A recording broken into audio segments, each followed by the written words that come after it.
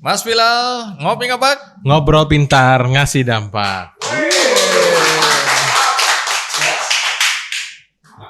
Ini kalau minum kopi hangat di tengah hujan deras dan guntur menyambar-nyambar, memang Mantap. semakin terasa nikmat. Betul, dingin-dingin minum kopi hangat. Iya, jadi ini memang suasananya menyenangkan ya. Hujan, Hujan, ada dan duduk-duduk. ada guntur, dan kita ngobrol. Iya. Sambil ngopi ngapak. Ngopi ngapak, seru sekali ini. Sesi kali ini seru Mas Bilal, sekali. walaupun sambil ngopi tapi ini yang kita bahas ini penting sekali dan agak horor. Iya, betul Bang. Horor karena bagi mereka yang menjadi korban itu sampai hari ini mungkin satu, hidupnya berantakan. Kedua, bahkan ada yang mengakhiri hidup. Ketiga, ada yang bahkan bercerai gara-gara ini. Kelima, masa depannya hancur. Dan kalaupun dia mau bangkit, butuh waktu yang cukup betul. lama. Jadi kita mau bicara apa sebenarnya ini? Iya, betul Bang. Andi, episode ke-18 ini, ya kan kita sudah episode ke-18 ini memang tema yang kita angkat ini kan tren saat ini tuh tren kejahatan keuangan digital meningkat Bang. Di mana penipuan transaksi keuangan terjadi di mana-mana. Banyak sekali korban yang tadi Bang Andi bilang, itu modus-modus dari penipuan transaksi keuangan itu macam-macam.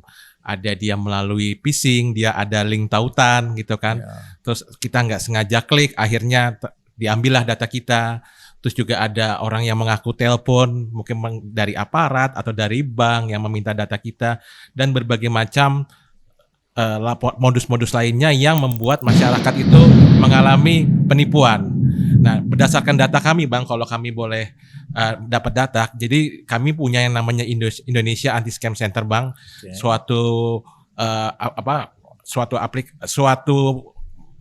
forum atau suatu working group yang kami lakukan bersama dengan industri jasa keuangan, termasuk juga Satgas Pasti, ada APH juga di sana, untuk menangani penipuan dari transaksi keuangan digital itu berdasarkan data yang kami terima selama setahun. Jadi dari 22 November sampai dengan 2024 sampai dengan 11 November 2025 itu sudah masuk 343.000 laporan Bang. Wow, banyak jadi sekali. Jadi sangat luar biasa sekali ya kan.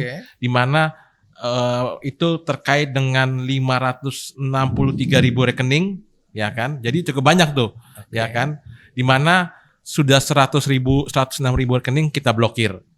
Total kerugian dana yang dilaporkan itu sangat fantastis. Berapa itu? Sekitar 7,8 triliun. Astaga. Jadi luar biasa, itu bukan angka yang kecil ya. Ya. Itu angka nasional di mana yang berhasil diblokir. Jadi memang Indonesia Anti Scam Center ini merupakan working group kerjasama antara kami dengan lembaga jasa keuangan dan juga APH kementerian terkait, dinas-dinas terkait itu untuk memblokir dan menganalisa dari penipuan-penipuan ini sebenarnya aliran dananya kemana. Itu yang berhasil diblokir ya kurang lebih 5%-nya lah, 386 miliar. Itu dari sisi nasional. Kalau kami boleh share Bang Andi juga, ternyata itu nggak hanya berlaku di nasional. Di Banyumas pun ternyata pelaporan ini juga sudah banyak. Kalau di Banyumas ya, kalau pelaporan yang masuk ke Karisidenan Banyumas, jadi yang terdiri dari 4 kabupaten, Banyumas, Purbalingga, Cilacap, dan Banjarnegara, itu kalau tadi kan ratusan ribu ya, kalau di sini ya 1%-nya adalah dari 5.470 laporan.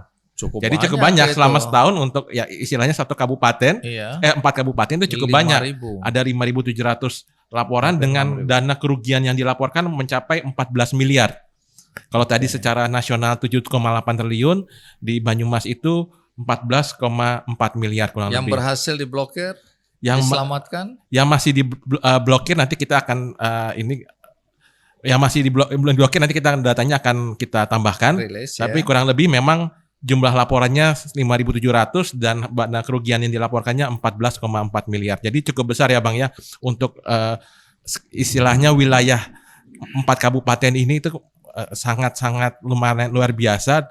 Dan memang selama 1 tahun ini memang trennya meningkat. Makanya kenapa kita angkat topik ini, karena kita pengen masyarakat juga aware banyak sekali penipuan transaksi keuangan yang terjadi dengan berbagai macam modus, apalagi dengan berbagai macam teknologi ini kan semakin lama semakin canggih, ya kan? Tapi itu dimanfaatkan oleh oknum-oknum untuk melakukan tindakan kejahatan. Nanti mungkin kita akan ngobrol juga dengan narasumber kita dari kepolisian, kira-kira modus-modus apa sih yang terjadi, yang biasa terjadi di Banyumas yang juga dilaporkan ke pihak kepolisian. Karena memang peran polisi di sini sangat penting sekali, karena ini kan pasti ada kemungkinan ada tindak pidananya. Karena ada penipuannya, sehingga juga perlu melibatkan polisi untuk supaya bisa si tersangkanya itu atau pelakunya itu juga bisa kita tangkap dan kita proses ke tindakan selanjutnya dari pihak kepolisian. Tunggu dulu, sebelum kita undang tamu kita hari ini dari Polresta Banyumas. Betul, Polresta Banyumas. Baik. Pertanyaan orang kemudian adalah dari jumlah 5.000 sekian tadi laporan rekening yang digunakan atau yang terlibat, kemudian yang baru bisa diselamatkan kan sekitar 1.000-an atau yang diblokir 1.000-an, dan dari 7,8 triliun ya dana yang diduga ini adalah akumulasi dari berbagai kasus penipuan, yang bisa diselamatkan ini kan cuma sekitar 386 miliar. Ya. Artinya kan tadi 5% tadi katanya. Ya, kurang lebih lah kalau misalnya Apa yang membuat kemudian kesannya kok yang bisa diselamatkan itu kok sedikit sekali berbanding dengan jumlah akumulasi dari berbagai kasus penipuan ini? Ya, ada beberapa Bang, mungkin faktor-faktor yang mempengaruhi kenapa karena ini memang masih tahap awal Bang. Ini memang IASC ini memang kita baru bentuk akhir tahun lalu, baru berjalan dengan setahun. Beberapa faktor-faktor yang membuat untuk awal-awal ini pemulihannya istilahnya ya, pengembalian dananya masih tidak terlalu tinggi. Satu, karena pertama kali korban itu biasanya lapornya telat Bang. Lapornya telat. Ya, lapornya telat. Ada yang bahkan tidak melaporkan. Bahkan tidak melaporkan. Kenapa? Karena malu. Iya, aduh jadi saya korban. Mungkin public figure, saya orang pinter, saya mungkin pengusaha, tapi kok saya bisa tertipu yang ini kan. Nah itu padahal harapannya sebenarnya kami berharap dari para korban itu kalau misalnya mengalami kejadian penipuan tuh harus segera dilaporkan. Satu, tentu saja dilaporkan ke kami ke iasc.ojk.id untuk nanti dilakukan. Pertama yang kami lakukan adalah pemblokiran ya kan dari rekening yang kita transfer. Kedua, dianalisa ya kan. Tapi secara paralel memang juga harus dilaporkan ke pihak kepolisian karena nanti kan kalau ada tindak pidananya juga harus melibatkan kepolisian. Ya, tetap aja harus melibatkan kepolisian. Harus melibatkan kepolisian. Kalau dari sisi kami kan sebenarnya lebih ke bagaimana nanti menganalisa ada nggak sih sebenarnya transfer-transfer lainnya atau rekening ini memang dari transaksi masuk di rekening ini ada mencurigakan digunakan sebagai rekening penampungan lah atau rekening macam-macam.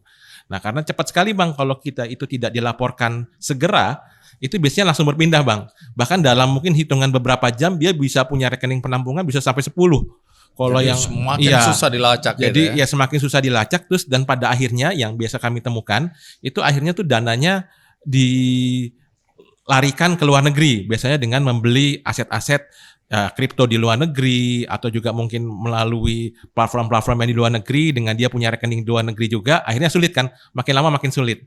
Kalau misalnya itu sebenarnya aliran dananya di rekening-rekening bank di Indonesia itu masih bisa kita lihat dia berapa tabungan nih melibatkan rekening mana aja terlihat. Tapi kalau semakin lama, bahkan misalnya tadi Bang Andi bilang kejadiannya hari ini baru seminggu karena malu bingung mau ngapain baru seminggu dilaporkan, ya bisa jadi uangnya sudah hilang. Uangnya udah tidak bisa kembali. Makanya kami memang selama 1 tahun terakhir ini kami dengan gencar Bang melakukan edukasi ke masyarakat modus-modus kejahatan keuangan digital itu seperti apa dan apa yang perlu dilakukan supaya apa? Minimal masyarakat tahu dan segera melapor. Itu aja dulu. Karena memang kan proses untuk masyarakat mengetahui bagaimana apa yang harus dilakukan kalau misalnya mengalami kerugian dari transaksi keuangan ini kan belum banyak masyarakat yang tahu. Makanya mungkin tadi salah satunya karena telat melapor atau memang masyarakat belum tahu harus ngapain. Cara melapornya. Nah, iya. Cara melapornya gimana? Baik mungkin ke IASC tadi atau ke pihak APH itu bagaimana melapornya itulah mungkin menjadi tugas kami bersama untuk biar masyarakat tahu kalau mengalami ini harus kemana. Baik, jadi sedulur ingat itu. Jadi ketika kita merasa terindikasi menjadi korban dari penipuan-penipuan seperti ini, jangan ragu-ragu untuk segera melaporkan. Karena walaupun terindikasi dia curiga aja boleh ya melaporkan. Ya. Sehingga dari IASC tadi akan melihat ya. Akan menganalisa kemudian ini memang sekedar kelalaian atau memang ada rencana penipuan begitu. Betul, ya. Betul. Sehingga kalau semakin cepat kita melapor, semakin cepat ditemukan indikasi bahwa itu memang betul-betul kejahatan. maka bisa segera diblokir atau dicegah dana itu bisa ditransfer ke berbagai rekening lain yang kemudian membuat kemungkinan untuk bisa kembalinya uang kita itu semakin susah, terbuka, semakin sulit, semakin jauh begitu Ya, ya. Baik. Nah, kalau dulu kan kita udah pernah sebenarnya bahas mengenai segala bentuk jenis penipuan dengan menggunakan ya teknologi digital, cybercrime dari Bu Wani Sabu ya. betul, Halo dari BCA. Halo BCA. Itu kan betul. spesifik yang mereka alami. Ya. Nah, tapi sekarang kita melihat dari perspektif Aparat kepolisian, penegak hukum. aparat penegak Iya. hukum ya. Baik, sebelum kita undang tamu kita, siapa tamu kita hari ini? AKP Yusuf, Bapak Yusuf dari Kapolresta Banyumas. Oke, sebelum kita undang, ngopi nggak Pak? Ngobrol pintar, ngasih dampak.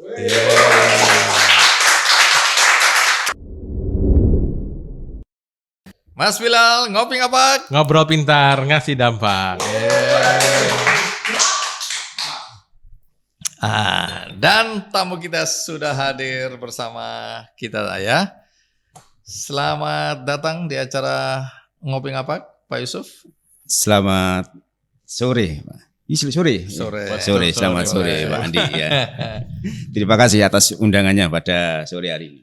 Oke, jadi hari ini kami ingin dengar cerita berkaitan dengan kejahatan cyber ya. Kalau kita lihat di Banyumas tadi disebutkan angkanya tadi cukup tinggi, 5.000 lebih itu Betul, ya. 5.000. Dengan kerugian tadi berapa? Kerugian sekitar 14 miliar. 14,4 miliar. Ya, itu relatif cukup besar. Itu yang terdeteksi ya. Yang terdeteksi dan dilaporkan. Nah, bagaimana yang tidak dilaporkan? Tapi dari Polresta Banyumas sendiri, kejahatan-kejahatan cyber seperti ini, apakah trennya meningkat, datar, atau temuan-temuannya seperti apa? Atau laporan dari masyarakat? Ya, untuk Polres Banyumas, tren kejahatan terkait siber memang ini ada peningkatan, ya, ada peningkatan.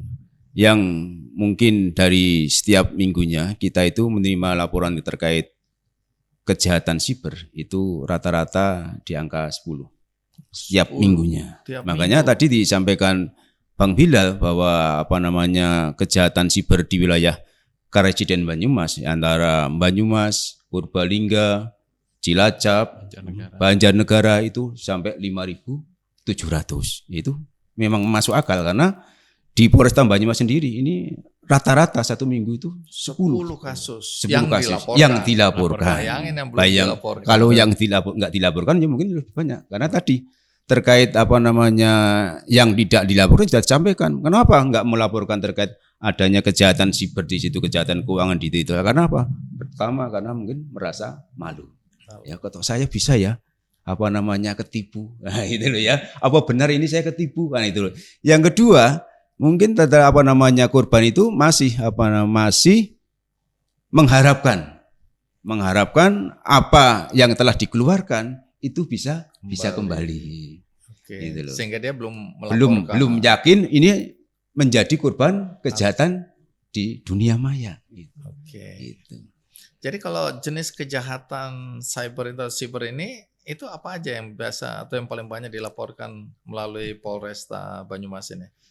Kejahatan siber yang dilaporkan Bang Andi terkait di Polres Banyumas itu paling didominasi. Ini adalah kejahatan selain pinjaman online ya, juga terkait penipuan online.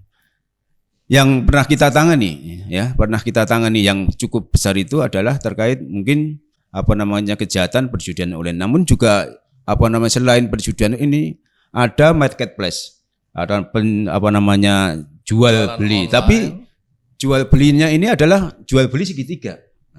Bagaimana itu? Segitiga itu ketika seseorang itu memposting terkait mungkin akan menjual suatu barang gitu loh. Mungkin lewat di Facebook atau mana. Itu ketika menjual ya kan sudah diposting itu barang itu. Mungkin jual mobil. Nah, harga segini. Kok murah? Nah, itu yang mau beli itu ini kok harga mobil tahun segini harganya cuma 100 juta. Nah, padahal itu kan dia ambil apa namanya data itu, ya apa namanya yang pelaku kejahatan itu ambil data di situ dijual. Nah, itu tadi bisa apa namanya pelaku itu menghipnotis apa namanya dari pihak korban gitu. Minat korban, sehingga silakan Bapak nanti dicek barang itu apa namanya ini ada barangnya. Nanti cek suratnya ada barangnya, tapi setelah nanti pembayarannya lewat saya gitu. Pihak ketiga itu. Ini yang kita tangani sering ini terjadi. Jadi barangnya memang ada di tempat itu. Barangnya Jadi ada. barangnya memang benar ada, tapi dia tanda kutip memanipulasi data ini seakan-akan itu punya dia, milik dia. Jadi orang yang calon pembeli bisa datang melihat barangnya. Bisa melihat barangnya. Oke, terus kemudian tapi pembayaran lewat dia. Pembayaran lewat dia. Jadi nanti diarahkan apa namanya si pembeli ini, apa namanya kamu jangan bayar ke dia. Dan juga apa namanya yang punya barang ini sudah apa namanya di sama pelaku itu. Kamu jangan menerima pembayaran, nanti serahkan saja sama saya. Nanti kamu terima transfer dari saya. Oh, gitu. Jadi dua pihak ini ketipu. Ketipu. Oke. Jadi barangnya itu betul-betul real ada. Jadi Real orang ada. percaya dong. Percaya itu. Tapi setelah dia tanya harga, tanya ini, dia bilang oke, berarti saya dealnya nanti ke sini. Dia bayar ke sini dan diterima. Tapi ini nggak bayar ke sini. Nggak bayar sini, ya. Barangnya barangnya mau diminta tidak boleh. Belum itu, dibayar. Belum dibayar itu. Oke, itu juga pernah gini pernah kita lakukan suatu pelacakan. Ini siapa namanya yang terkait pelaku kejahatan ini rata-rata ada di luar wilayah. Bahkan ketika kita lacak, kita ketemukan ini ada di lapas. Di lapas ini, di lapas dia, gitu loh. Jadi dalam dia kendalikan ini bisa semua. melakukan suatu kejahatan penipuan, penjualan segitiga itu. Waduh, di lapas ini. Ternyata jadi korbannya bukan hanya banyak, gitu. Tapi memang kita terkendala karena memang lintas wilayah, gitu. Tapi kita lacak dan ternyata ketemu di dalam lapas tersebut. Oke, jadi itu pernah ya ditangani juga oleh Polresta Banyumas. Terus apalagi yang lain? Juga terkait yang kita tangani adalah perjudian online. Ini besar mungkin. Mungkin dalam sejarah di Polresta Banyumas terkait adanya kejahatan digital ini yang terjadi di Polres Banyumas adalah perjudian online. Nah, boleh cerita sedikit kasusnya seperti apa? Ini kasusnya siapa pelakunya? Kasusnya ini pelakunya, ini kita ada 3. Pelakunya ada 3 di situ, ya. Yang sebagai operator. 3 pihak ya, bukan 3 orang ya. 3 pihak. Ya. Kita bisa mengamankan itu dalam TKP 3 tempat. Ya. Ini dulu itu ada di TKP Bobosan, ya, wilayah Purwokerto Utara. Yang kedua di TKP di Gor Satria, ya, itu juga wilayah Purwokerto Timur. Dan juga yang ketiga di wilayah sebelah barat Moro. Berapa banyak ini pelakunya? Pelakunya kita bisa mengamankan dari tempat 3 itu sebagai operator, pelaksana perjudian di situ ada 11 orang. Jadi mereka ini bukan otaknya ya? Bukan otaknya, dia hanya menjalankan terkait untuk menjalankan situs perjudian di situ. Baik, jadi otaknya ini siapa?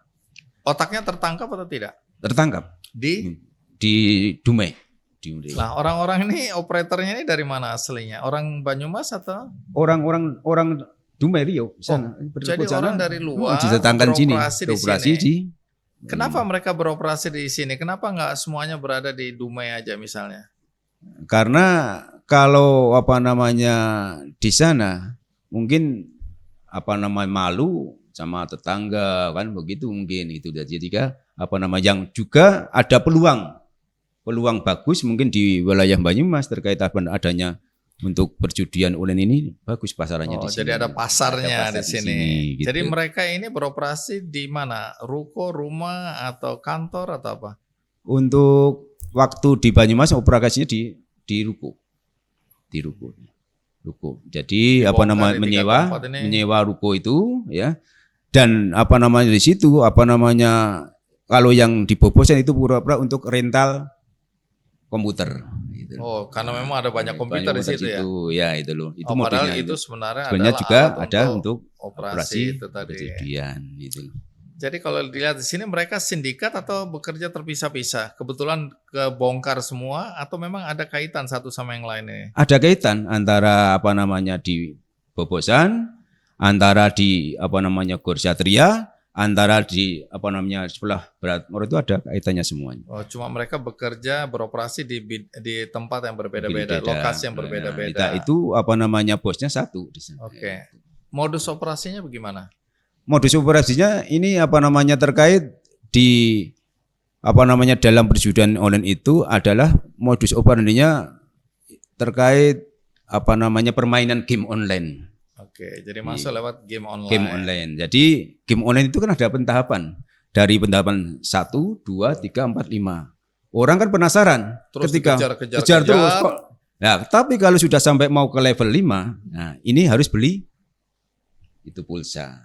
Oke, di situ baru masuk ke perjudiannya di situ. Oh, jadi kamuflase juga kamuflase. Ya. Jadi bikin menang dulu, Bang. Bikin penasaran. Ya, level 1 menang, level 2 menang. Tanpa sadar dia sebenarnya sudah masuk ke judulnya itu sendiri ya. Kalau level 1 sampai level 5 itu masih permainan biasa itu. Biasa. Tapi kalau sudah sampai kan orang penasaran, wah saya menang pasti menang. Makanya penasaran sampai bisa ke level 6 bagaimana caranya. Tapi di situ ketika mau masuk level 6 harus bayar dulu. Harus beli pulsa atau transfer dana itu. Jadi kalau level awal tuh masih gratis dan gratis. Dia dapat dapat hadiah berapa? Mungkin 10.000 atau berapa. Terus ini saya gitu. Bisa nih menang sampai 4 kali 5 kali. Setelah itu pas mau yang tadi ke level yang udah mulai medium atau yang advance, nah baru diminta itu. Nah pas dia minta dia transfer, nah itulah penipuan. Biasa jadi Pak Bilal kok tahu benar pernah ikut itu salah satu modusnya, Bang. Kalau ikut sih enggak. Itu juga memang banyak tuh game-game dari laporan-laporan yang ada itu. Cerita itu iya, betul. Baik, ini kan kembali lagi nih. Tadi diingatkan oleh Pak Bilal bahwa kalau kita terindikasi menjadi korban penipuan kan kita harus segera lapor.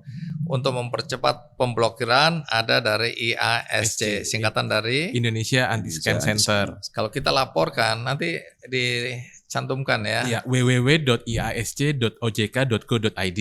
Kita masuk ke sana lapor. Langsung lapor. Untuk kecepatan pemblokiran jika indikasinya kuat ya. Betul. Jadi kita akan melakukan verifikasi bersama lembaga jasa keuangan terkait. Habis kita verifikasi, kita melakukan pemblokiran.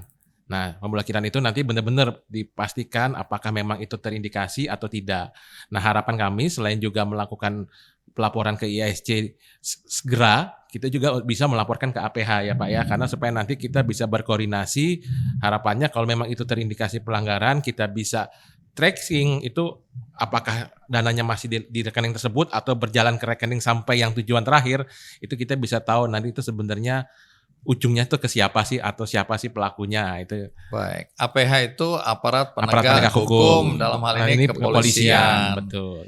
Nah, kalau dari kepolisian sendiri ya, kalau ada laporan masuk, biasanya tindakan apa yang dilakukan oleh kepolisian untuk memproses aduan-aduan korban dari kejahatan crime ini atau kejahatan cyber ini?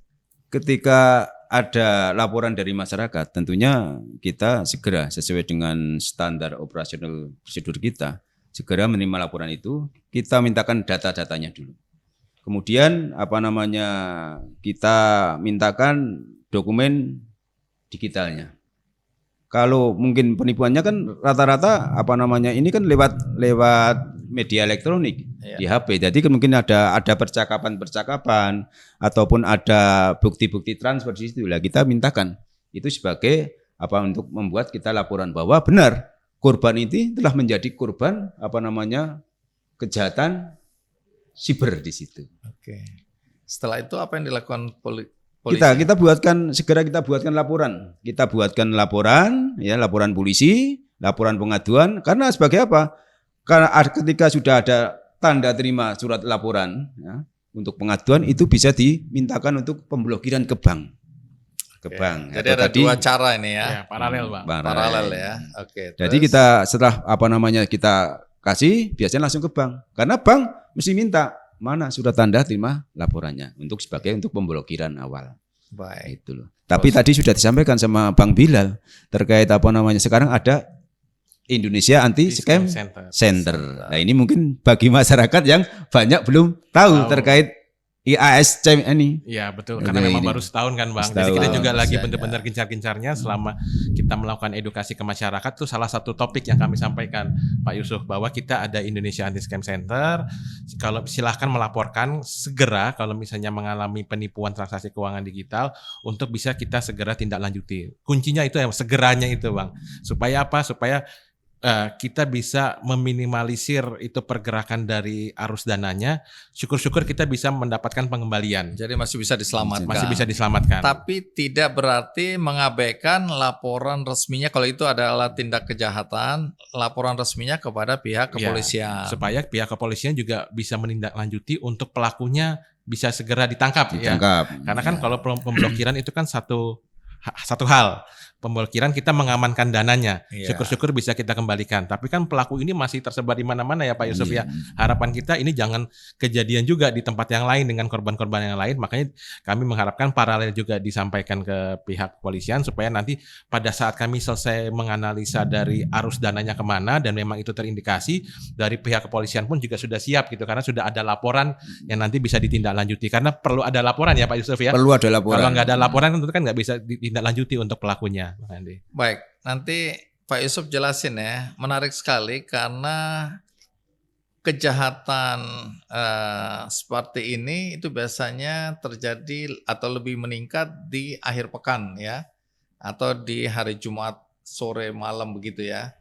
Nanti jelasin kenapanya. Tapi yang saya mau tanya yang saya juga mau tanya adalah kalau pihak kepolisian yang tahu lebih dulu bahwa ini ada terjadi kejahatan ya cyber ini tadi, terus apakah polisi langsung bisa menindak atau langkah apa yang dilakukan kepolisian biasanya kalau tahu wah ada korban, ada pelaku nih, apa yang biasanya dilakukan?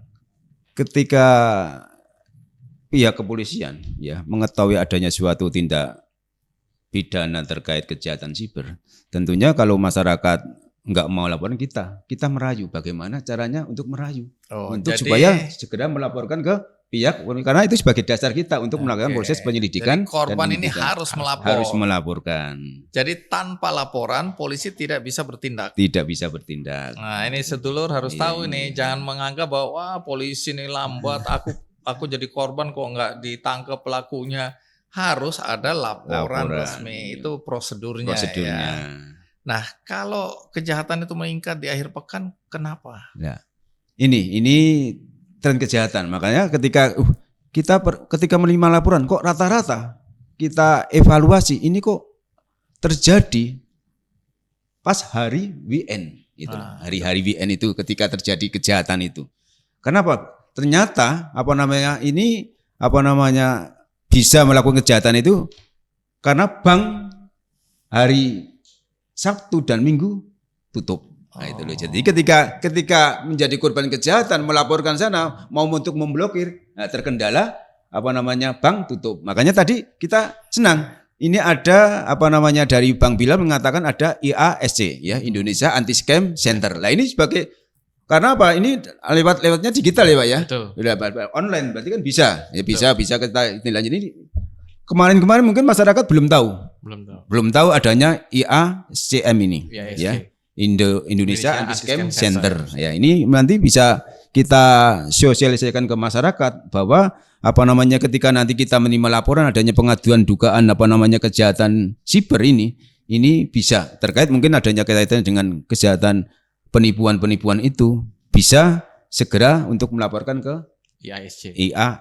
Gitu. Baik, nanti Mas Bilal lengkapi ya indikasi bahwa ini adalah penipuan gitu ya, tanda-tanda awal.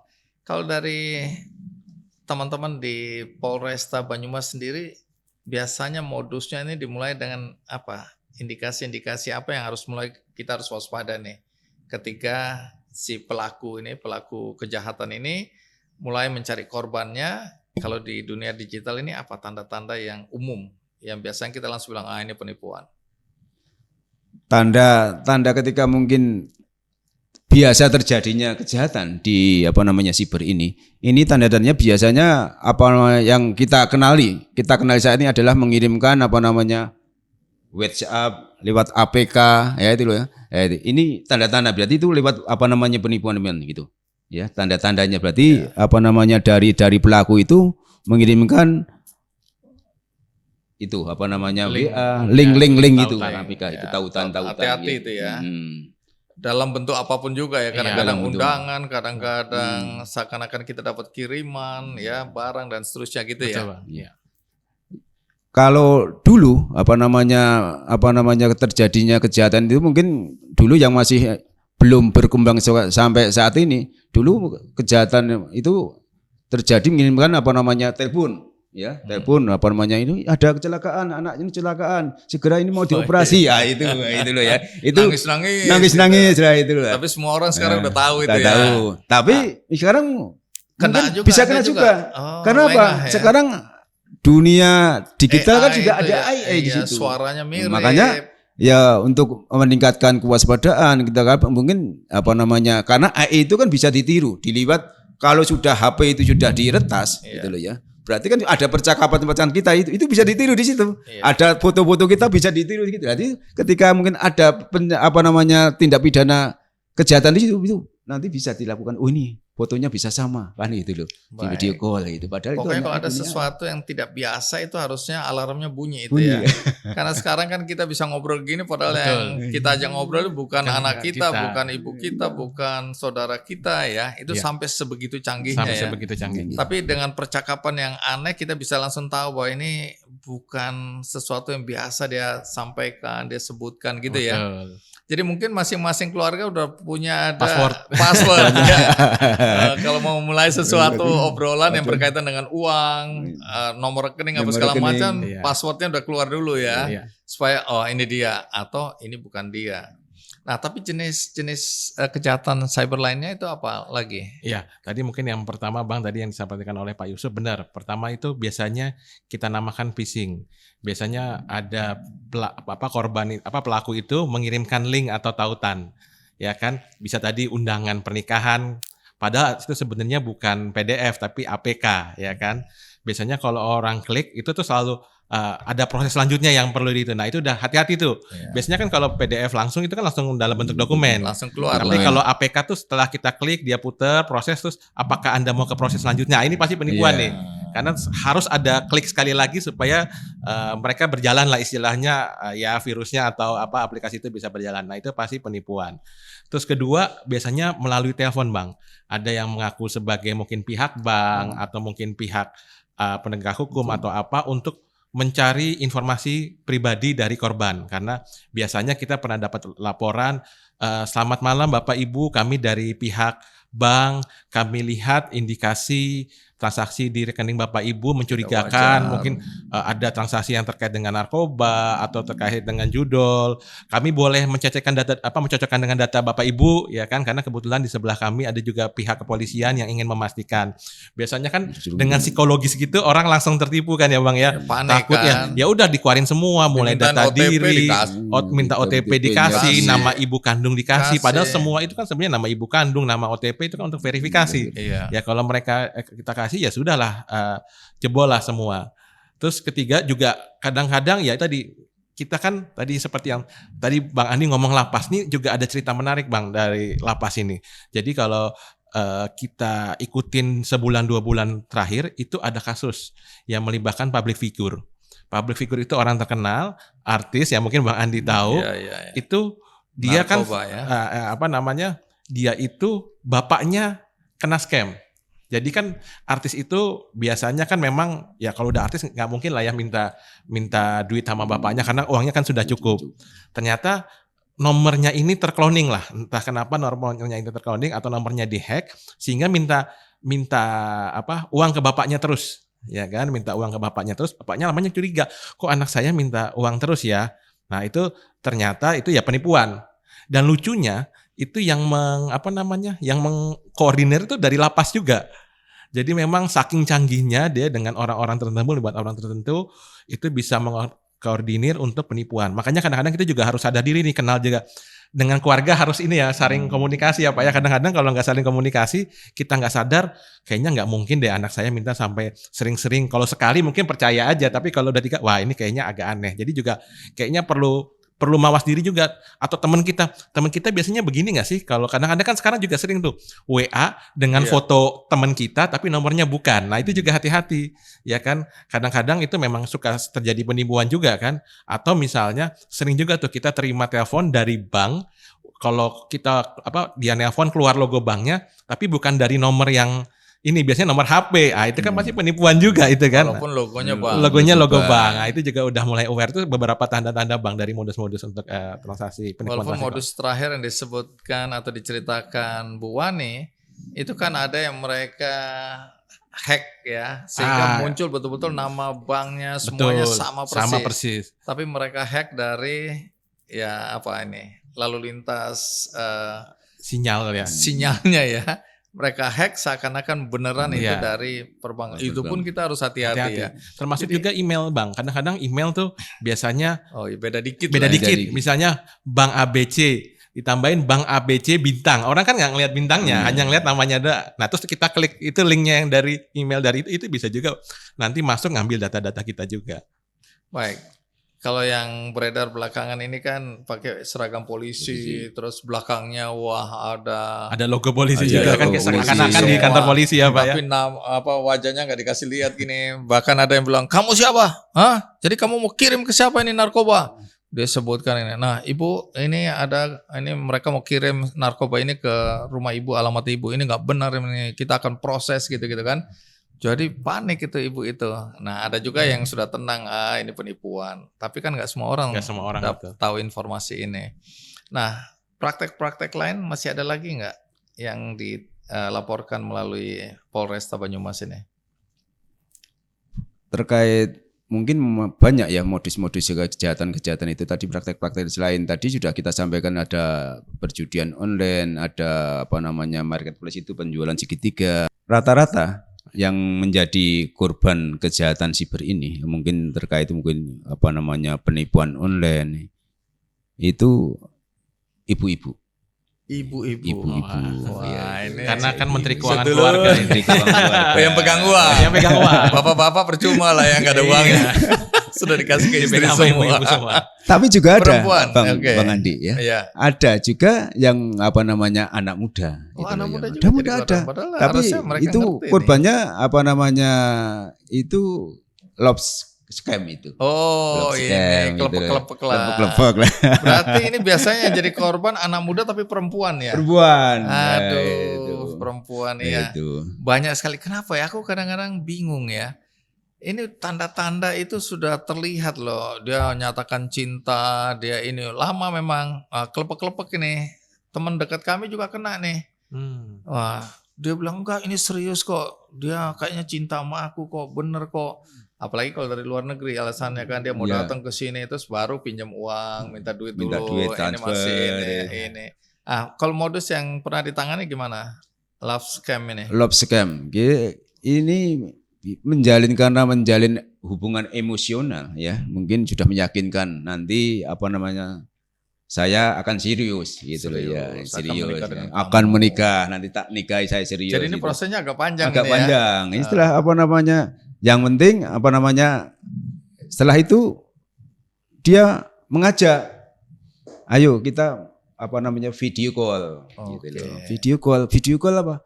Tanpa menggunakan busana itu loh ya, sehingga dalam kaitannya dengan setelah mau dengan mungkin sudah ada hubungan emosional, sudah dianggap pacar, sudah hubungan dekat ya, mau setelah buka sudah buat video, nanti itu sebagai untuk alat pemerasan video tersebut. Oke, jadi dia bilang kalau kamu nggak kasih aku akan publikasikan. Kejebak udah. Sampai kapan kita nggak tahu itu ya. Digali terus atau diminta-mintain terus gitu ya. Karena dia takut ini habis ini dipublikasikan ya.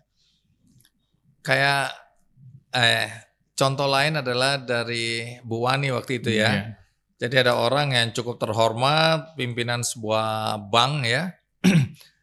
Diajak ya, dia sudah jatuh hati, terus disuruh coba ya buka ini buka itu, laki-laki dia buka, ini juga buka, Di screenshot sama dia, baru diperes itu kan. Tapi ada juga yang memang love scam-nya itu dia bilang dia jatuh cinta, dia ingin menikahi. Ini serius sih. Ya, tapi aku kebetulan lagi nggak bisa keluarin duit atau duitku masih dolar, masih ini. Boleh nggak aku pinjam dulu dari kamu dan seterusnya ya. Betul. Atas dasar cinta. Atas dasar cinta. Kemudian sudah dikuras pelan-pelan. Tapi juga tak kalah ada juga modus-modus yang baru. Mungkin dari masyarakat sekarang ada aplikasi terkait itu micet. Nah ini, micet ini juga memakan korban yang cukup banyak. Apa? Bagaimana modusnya? Modusnya gini, ketika kita buka micet, itu kan ada penawaran-penawaran itu loh ya. Terkait cewek-cewek itu ya. Nah, ketika mungkin orang laki-laki ya sudah ketika sudah buka micet ini ada penawaran ini 250.000. Gitu. dia di chat. Iya bang, ini 200.000, suruh kirim dulu. Nah itu loh, kirim dulu. Penasaran, kirim kok enggak, nanti kirim lagi kurang. Sampai ada yang korban itu sampai jutaan. Goblok. ini banyak. Terus terang banyak anak-anak muda itu kena dunia tipu micet itu. Oke, jadi hati-hati. Ya. Jangan cepat. Jadi di Banyumas itu selain tadi penipuan online lewat penjualan marketplace itu ya juga ada di micet tadi sudah sama. Baik, kalau penipuan seperti ini kan ada undang-undang ITE ya. Terus undang-undang apa yang biasa dipakai juga untuk menjerat pelaku-pelaku kejahatan di dunia cyber ini? Kita sudah ada aturan undang-undang IT, Undang-Undang Nomor 1 Tahun 2024 ya tentang informasi dan transaksi elektronik yang ada perubahannya terkait Undang-Undang 11 Tahun 2028. Ini di pasal 28 ya, di pasal 28 ayat 1 Jum 45A ayat 1 ya. Ini dan juga di pasal 30 Jum pasal 46 Undang-Undang IT. Isinya apa itu isinya? Setiap orang yang dengan sengaja dan melawan hukum, itu loh. Yang dengan sengaja melawan hukum menyebarkan ya, terkait informasi bohongnya di situ ya. Ini yang pasal 28 ya. Yang kalau pasal 30 adalah akses ilegal. Itu tuntutan hukumnya berapa lama itu ya? Tuntutan hukumnya ancamannya 6 tahun. 6 tahun. Minimal atau itu maksimal 6 tahun.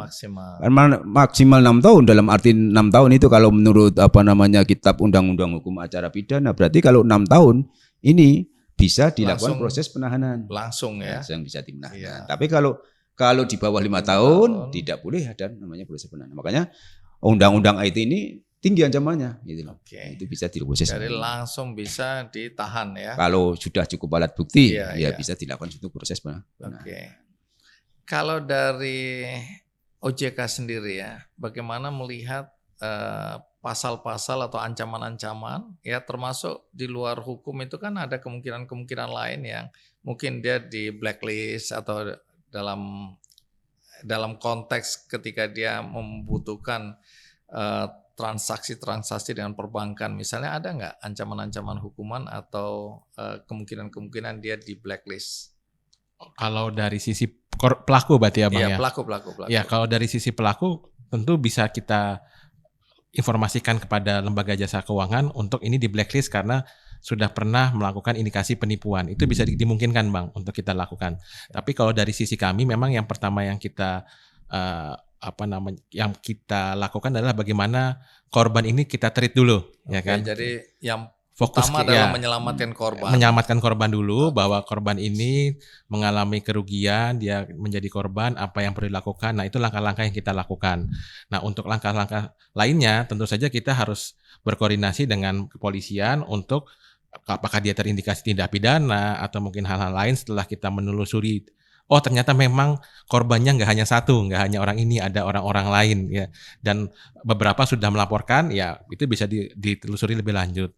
Untuk pelakunya sendiri, ya kita juga pasti kita akan informasikan nih, ya kan hati-hati kalau menerima nasabah ini karena kalau memang sudah ingkrah istilahnya sudah kan sekali lagi Bang, kita kan kadang hati-hati juga kalau blacklist ya kan ya. Kalau selama belum ada putusan yang ingkrah kan kita juga nggak bisa menuduh sembarangan ya. Tapi kalau itu udah ada keputusan pengadilan bahwa orang ini terbukti melakukan tindak pidana, kita bisa melakukan seperti itu juga Bang. Ada satu hal yang menarik juga ya, kita bukan pelaku langsung, tapi tanpa sengaja atau dengan sengaja juga bisa kita membantu terlaksananya kejahatan seperti ini.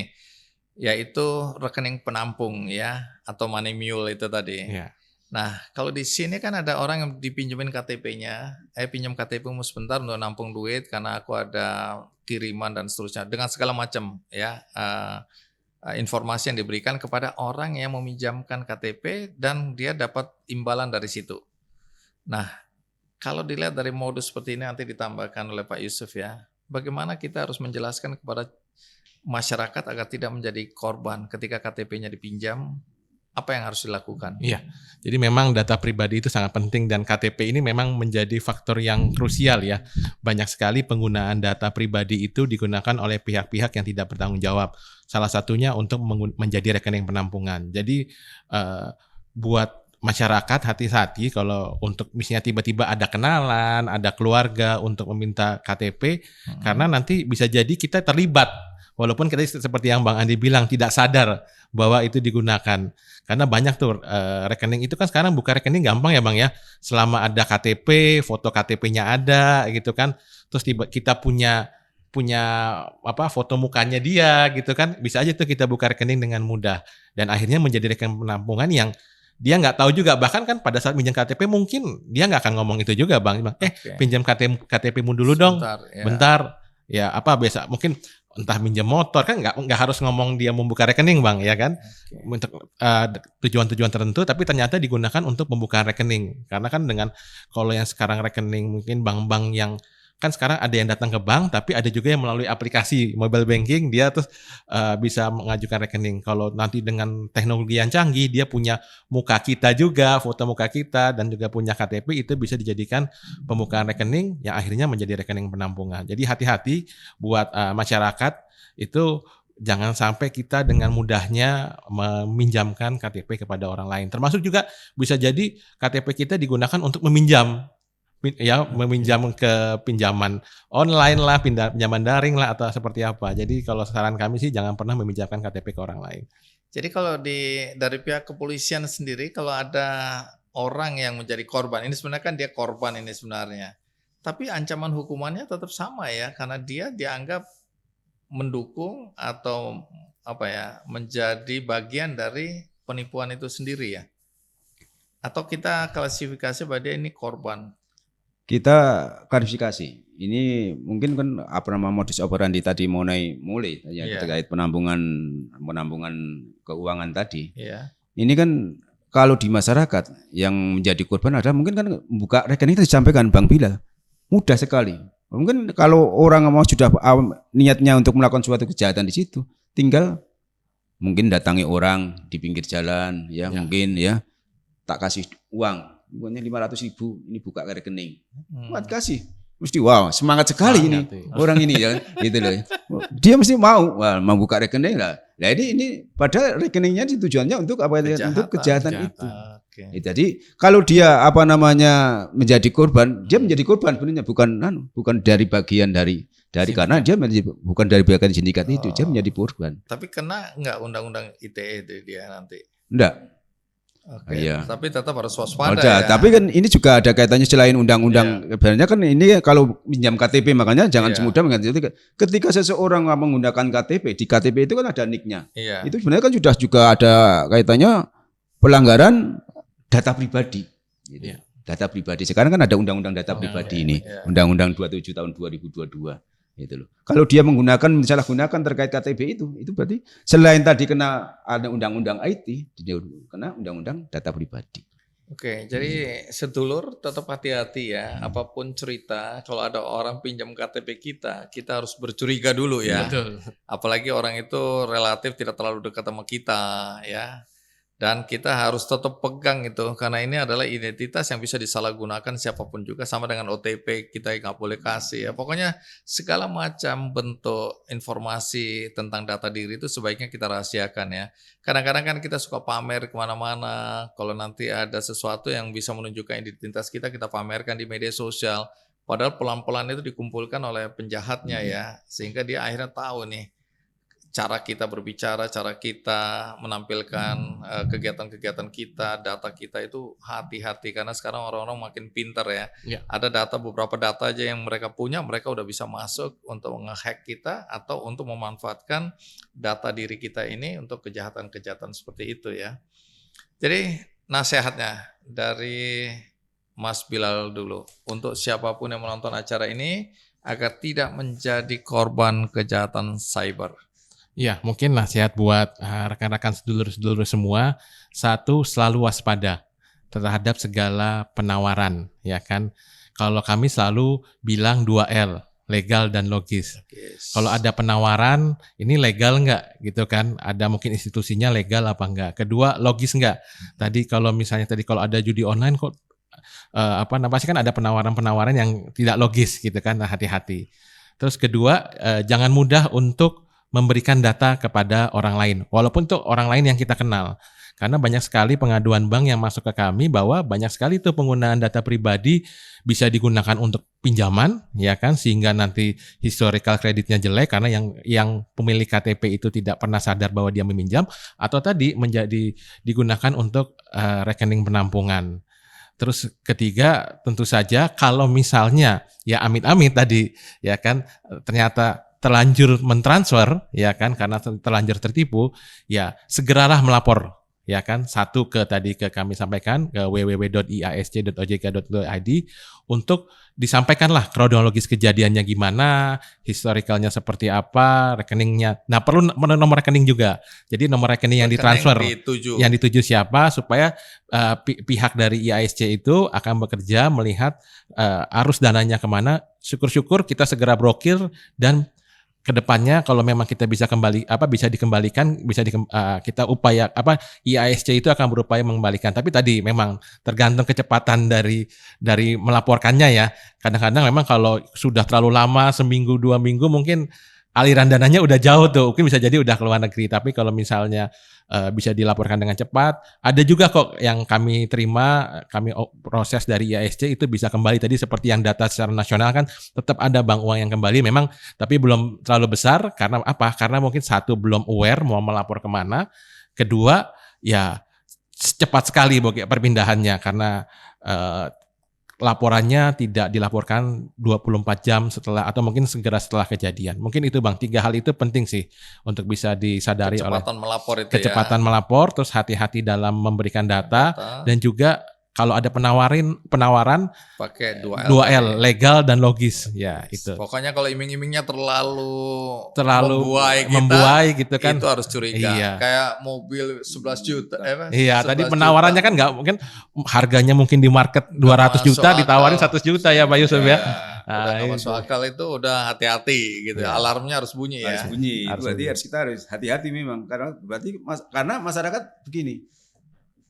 Yang menjadi korban terkait kejahatan di siber itu rata-rata ketika dia, wah ini mobil murah, wah saya harus beli ini murah, mungkin nggak ada keduluan yang lain itu loh ya. Nah, tapi setelah bayar nyatanya tidak ada itu loh.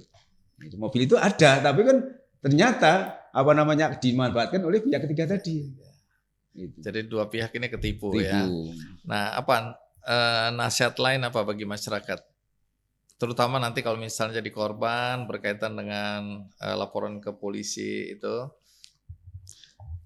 Tentunya kepada masyarakat ya, kita minta untuk waspada dan hati-hati ya. Apabila menjadi korban kejahatan siber ya, segera melaporkan ya. Karena itu tindakan awal adalah segera melaporkan. Supaya apa? Supaya bisa paling enggak dicegah untuk pemblokiran gitu. Ya, tapi kalau nanti terlalu lama ya memang pemblokiran. Makanya tadi disampaikan kejahatan-kejahatan sekarang memanfaatkan hari-hari WN gitu loh. Makanya ketika menjadi korban segera melaporkan karena itu segera kita tindak untuk proses untuk terkait kalau ke IA SC itu adalah untuk pemblokiran gitu. Itu Ini yang proses untuk supaya Pelakunya pelakunya bisa segera diungkap. Oke, menarik ya. Jadi pada dasarnya polisi memang memprioritaskan ini ya berkaitan dengan kecepatan. Jadi kalau lapornya hari Sabtu atau hari Jumat malam ditangani itu. Kita di kepolisian terkait pelaporan anak masyarakat ini kita 24 jam, Bang Andi. Tidak ada kata apa namanya hari ini libur, walaupun hari Minggu, hari Sabtu tetap kita 24 jam. Oke, jadi laporan. jangan Gitu nunggu hari Senin tuh lapor ke polisi lah ya. Ya masyarakat kadang wah ini beranggapan karena mungkin nggak tahu prosedur, nggak tahu mekanisme, wah laporannya hari Senin saja lah mungkin libur. Padahal tidak ada kata libur di kepolisian itu 24 jam full. Mau laporan jam 3 pagi pun tetap kita terima. Ya. Karena pasti ada petugas yang piket. Apalagi sekarang tadi saya sampaikan ada Indonesia Anti Scam Center di situ. Lah sudah tahu kalau apa namanya menjadi korban kejahatan siber. Nah kalau sudah ada laporan segera. jangan menunda lagi. Jangan menunda lagi menunda gitu. lagi. Biar bisa terselamatkan gitu loh. Baik, terima kasih Pak Yusuf. Terima kasih mewakili Polresta Banyumas menginformasikan kasus-kasus yang ada di area Banyumas. Tapi ini sebenarnya terjadi dimanapun juga ya. Apalagi judi online tadi itu lintas daerah itu ya. Ada yang operasionalnya dari luar Jawa bahkan, tapi prakteknya di Jawa atau di tempat tertentu. Jadi yang paling penting tadi nasihat hati-hati, waspada, penipuan semakin canggih ya, kita jangan lalai, kita jangan kemudian anggap sepele sesuatu yang terlalu biasa. Kadang-kadang di tengah kesibukan sambil ngomong sambil ini ceklak cekluk baru kaget jebol rekening kita. Jadi menggunakan semua gadget ini dengan bijaksana. Karena di sini biasanya ada uang kita. Sekarang ya uang digital ini kan. Betul, Bang. Sehingga penggunaannya pun harus lebih hati-hati. Terima kasih matur nuwun untuk kehadirannya. Mas Bilal, tidak ada pesta yang tidak berakhir. Kita akhiri acara kita. Ngopi ngapak? Ngobrol pintar, ngasih dampak. Senang bisa berbagi. Yeah.